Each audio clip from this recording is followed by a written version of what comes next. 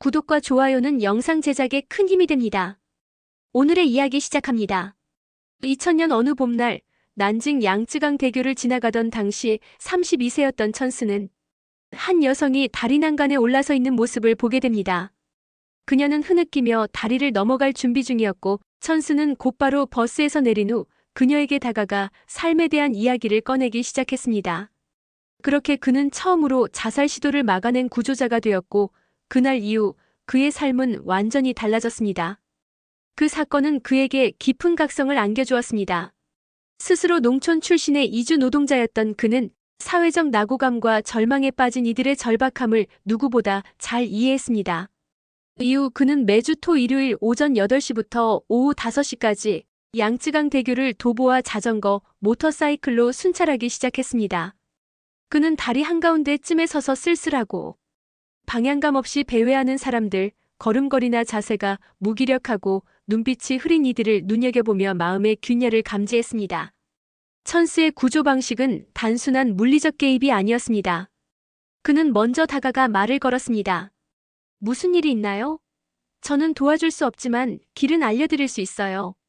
라는 말을 꺼내며 상대가 마음을 열 때까지 기다렸습니다. 어떤 이들은 이미 난간 위로 올라탄 상태였고 그는 직접 허리나 팔을 잡고 끌어내리기도 했죠. 그런 방식으로 천 몇 년 동안 100명 넘는 사람들을 살려냈고 언론은 그를 난징의 천사, 자살방지 자원봉사자로 소개하기 시작했습니다. 시간이 흐르며 구조 숫자는 눈덩이처럼 불어났고 2024년 기준 그는 지난 21년간 469명 이상을 구조했다고 스스로 밝혔습니다.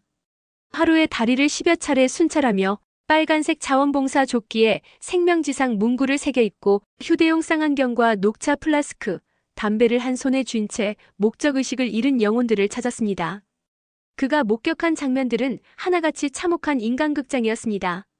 여자친구랑 헤어진 남성, 아기를 안고 선 여성 1만 5천 달러, 청구서를 감당 못해 절망한 아버지, 학업과 취업 실패에 자포자기한 청년 등 다양했습니다. 천스는 단지 다리 위에서 대화를 건네는 것으로 멈추지 않았습니다. 그는 그들을 근처 교회나 절로 안내하거나 식사를 사주며 이야기 상대가 되어주었고 일부는 상담센터 또는 쉼터로 데려가 삶을 다시 꿰는 작업을 지속했습니다. 하지만 그의 활동은 지울 수 없는 무게를 동반했습니다. 구조에 실패한 날에는 죄책감과 슬픔이 얼굴에 스며들었고 그의 아내는 왜 그만두지 못하느냐고 물을 정도였습니다. 그는 더는 인터뷰를 피했고 자신만의 블로그를 통해 구조 사례와 자기 치유의 기록을 남겼습니다. 거기서 그는 종종 한숨의 향을 피우는 이유는 스스로를 달래기 위함이라고 솔직하게 털어놓았습니다. 언론들은 그의 활동을 찬사했고 그를 의외의 수호천사라고 불렀으며 주요 다큐멘터리와 특집 프로그램이 쏟아졌습니다. 중국 내외 매체들은 그가 고독하지만 강인한 선구자, 희망을 고쳐 쓰는 사람이라 평했습니다. 사회적 파장도 컸습니다. 2006년에는 경찰이 난징대교 자살 특수구조팀을 구성해 천스와 다른 자원봉사자들을 후원하기 시작했고 자살 잠재자 모니터링 및 상담센터 설치, 다리 위 플랜카드와 연락처 게시, 상담 전화번호 안내 등이 실행되었습니다. 대교는 원래 공업국가의 상징이자 교통 혼잡의 중심이었지만 천스 덕분에 끝자락에 선 사람들의 마지막 외침을 들어주는 공간으로 변했습니다. 그의 일상은 300km짜리 대교 위에서 매주 반복되는 생명 구출 미션이 된 반면 그는 보통의 삶을 살아가는 한 사람일 뿐이었습니다. 오히려 그는 특별한 재능이 없이도 공감과 대화로 할 수 있는 일이라는 메시지를 전했습니다. 그의 행동은 수많은 이에게 희망을 주었고 자살 문제에 대한 중국 사회의 관심을 촉발했습니다. 정신건강 상담 접근성, 이주 노동자 지원, 사회 안전망 구축을 요구하는 목소리들이 커져갔습니다. 천스의 구조 대상 중 일부는 이후 사회복지 프로그램이나 종교기관과 연결되어 자립의 길을 찾기도 했습니다.